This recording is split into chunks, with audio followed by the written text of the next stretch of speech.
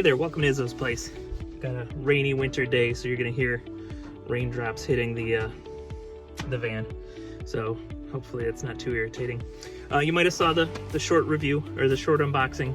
I'm gonna review a drill kit, a DeWalt 20-volt impact wrench, impact driver rather, and DeWalt 20-volt hammer drill. So let me go ahead and show you some features on these things. So they came with these clips attached. Now you can also buy these clips and then attach it to your own tools if they didn't come with it for some reason. And the battery system's same as always, you know. Pull down on the thing to unlock it, slide it in to make sure, you know, it's good. So this is a newer one. These newer ones have 3 different speeds. So let's see if you can tell the difference between. I might not have pulled the trigger all the way, because that's the other thing, is it's also got a variable trigger, which is nice. So anyway, so here's 1 at full speed. Here's 2 at full speed. Here's 3 at full speed. I found if I'm putting screws into a project, speed 3 honestly will break the head off. At least that's what I've found. So I've been leaving it on speed 2. The only reason I would go to speed 3 is if you can get bits, drill bits that have that same end on them. So this is like, you know, a bit holder. It's a driver bit, I guess you'd call it. I don't think I have any twist bits within reach. Yeah, I don't see nothing. So, so as far as a drill bit that puts a fastener into the wood, this is what I'm used to using this mostly for. But they do have bits that drill through wood with that same tip, and then I would put it on that 3rd speed finally. But yeah, 1st or 2nd speed is usually what I'm doing with this. As you saw, to load and unload, you pull this collar forward to unlock it, and then the bit comes out. Oops. And you can put it in without pulling the collar up. But then once it's in, it's locked until you pull it. It's got 3 nice LED lights that illuminate your workspace. And it's got forward and reverse. It's really a simple tool. That's really all I got for you as far as the impact driver goes. Now then. All right, so we got the drill. So it's a drill, it's a hammer drill. It also has 3 speeds. I take that back. These are 3 different light settings. So if you have it on the 1st setting, it comes on and it goes off very quickly, if I remember correctly.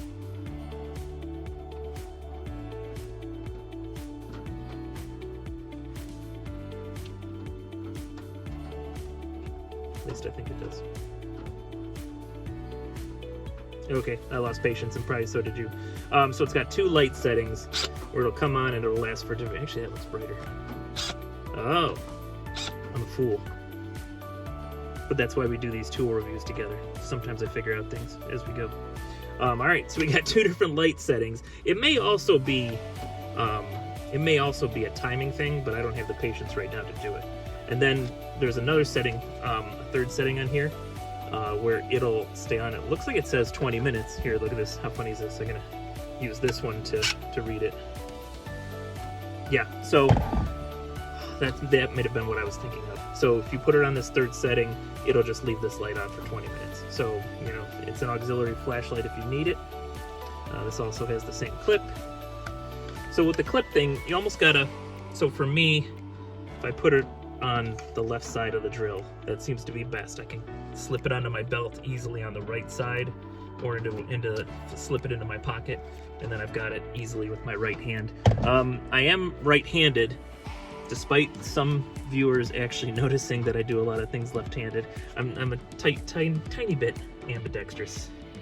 But yeah, so me personally, I put the clips on the left side of the drill, but I do have one drill like this where I have the clip on the right side, and that's so I can kind of have like one on each side. I guess I feel like I'm a cowboy if I have a drill hanging from one side and an impact driver on the other side.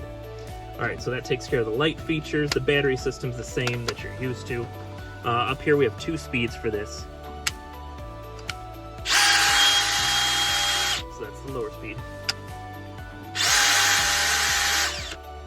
Boy, it didn't seem like it changed much, did it? The battery died. Battery's dying. Let's switch it to the other battery. Well, let's check it. All right, that one's got a little bit more battery on it.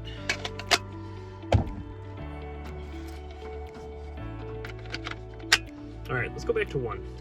That did not seem like much of a difference, did it? All right, there's 1.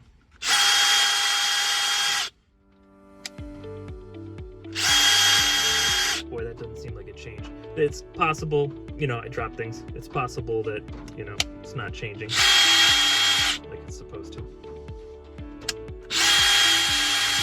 You know what? The sound isn't that different, but looking at it closely, okay.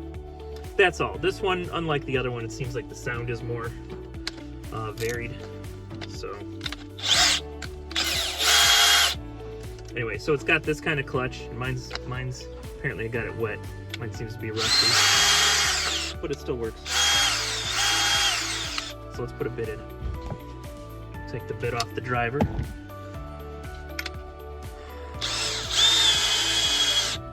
So you can hold it. You can also just do it manually while the drill's off. Doing it manually while the drill's off is probably a safer way to do it if you feel like taking the time. Also, if you're going to do it the other way, it probably would be better to have gloves on it. So you can twist this thing. So what I sometimes do with my tools, I haven't done it with this, is I'll sometimes draw an arrow on the way that I need to twist it to tighten it.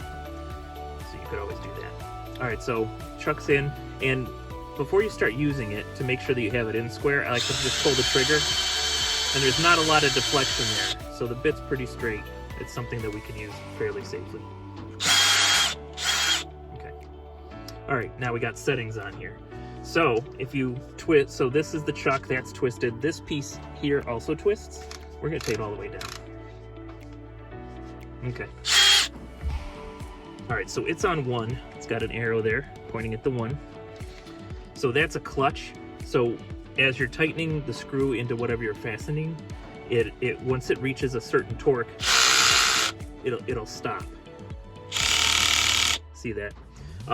And so if I use this to drive in a screw, probably wouldn't go in that far. But if you're doing little tiny like hinge screws, you're gonna want this thing low. So a lot of times what I'll do, and what this does, I should explain, what this does is it keeps the screw from stripping out, in theory.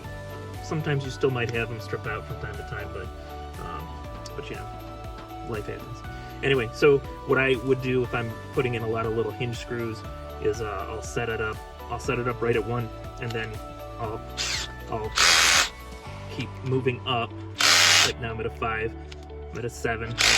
I'll keep moving it up until I reach the right chuck point, that clutch point, that the screws are seating themselves firmly, but they're not over tightening where they might spin out.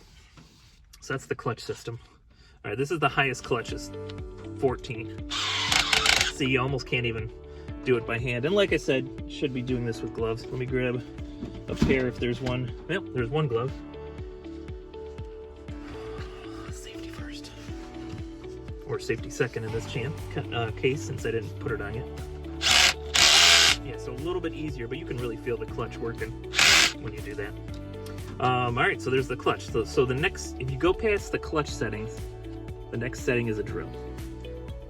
So what that means is no matter how you hold it, it's not going to clutch on you. So you would use this more for if you're using a twist bit, spade bit, any kind of drill bit to go through wood. And a lot of times if you're in drill mode, you're probably in speed 2. That way you can get through the lumber quicker. Now this is a hammer drill also, even though it's kind of compact. It's not that big. I have a bigger hammer drill, but it's on a job site, so I can't show you. We'll review that another time. All right, but if you twist the clutch cylinder here one more time, you get to hammer. So what hammer does, and I don't know how, I don't think I can hold on to this to be able to show you. So when it's just in twist, it's just spinning. When you're in hammer, it's spinning, but it's also doing like percussion back and forth. And there's no real way to be able to show you. Okay, did you hear that? How it kind of made that noise? All right, so that was when I put some pressure on this. it was able to activate the hammer system that it has going on. I don't know what else you would use this for. I use it if I need to drill into concrete or block. I'll get a masonry bit, put it in here, put it on hammer, and so that way as I'm pushing, it's spinning, but it's also hammering, boom, boom, boom, and that allows that masonry bit to work properly and allows you to go through the block or the concrete.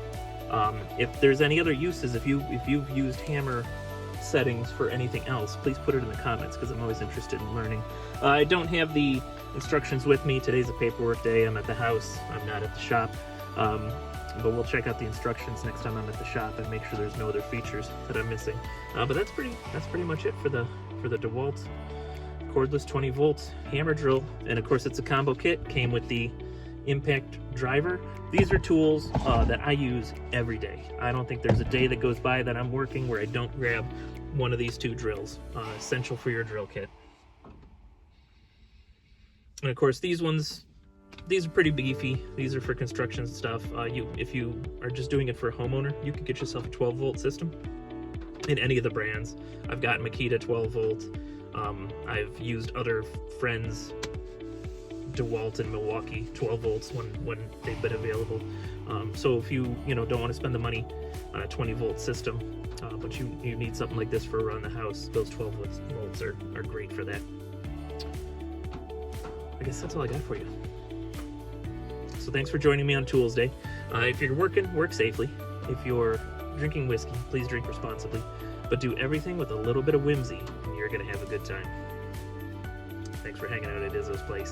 Izzo's van, I guess.